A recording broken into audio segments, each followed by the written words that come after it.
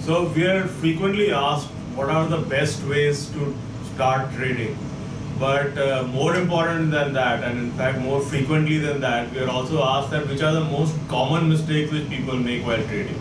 The presumption, of course, is that if you don't make those mistakes, then you would do well on that. So if I was to quickly count to you, the first one which comes to mind, of course, is, and I think that is the most important one, is trading with money which you cannot afford to lose. Now, when you get into trading, you could be trading by just buying delivery today and selling it off tomorrow, or you could be trading in futures and options. In either case, you should not be trading with money which you can't afford to lose, because assets actually don't have prices.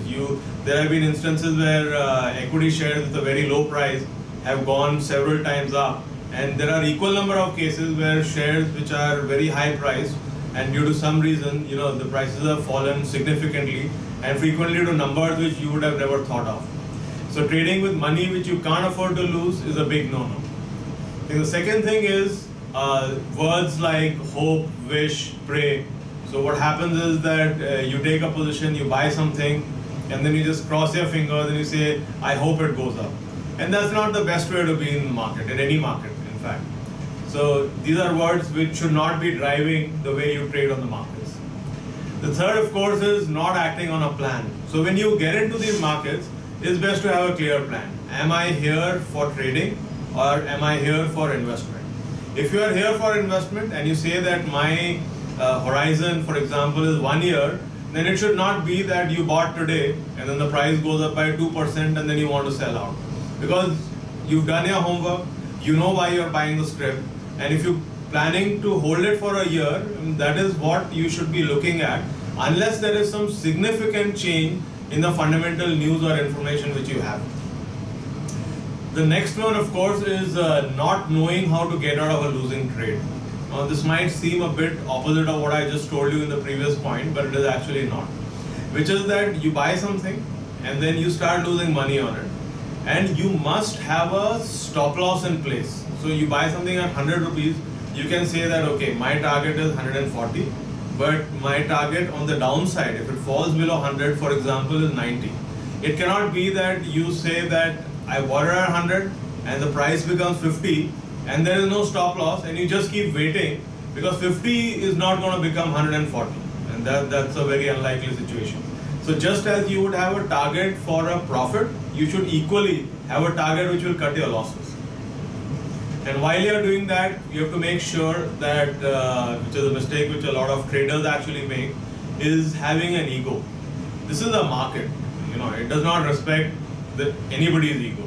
And if you have an ego, you could easily fall foul and get into serious losses.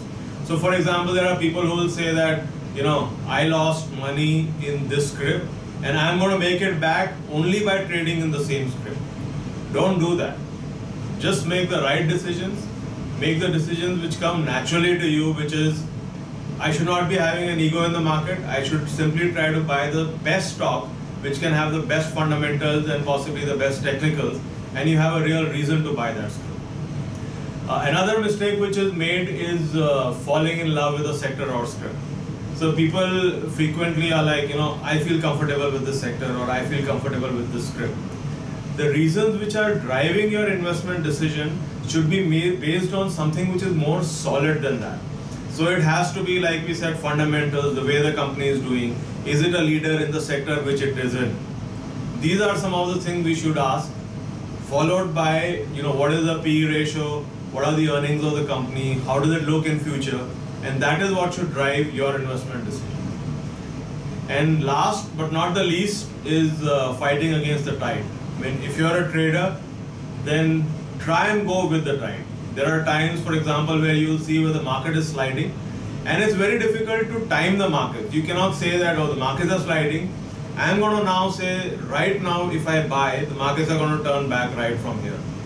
And if that happens, consider yourself lucky, nothing else. It is not a judgment. So try not to fight against the tide. Go with the tide if you're trading.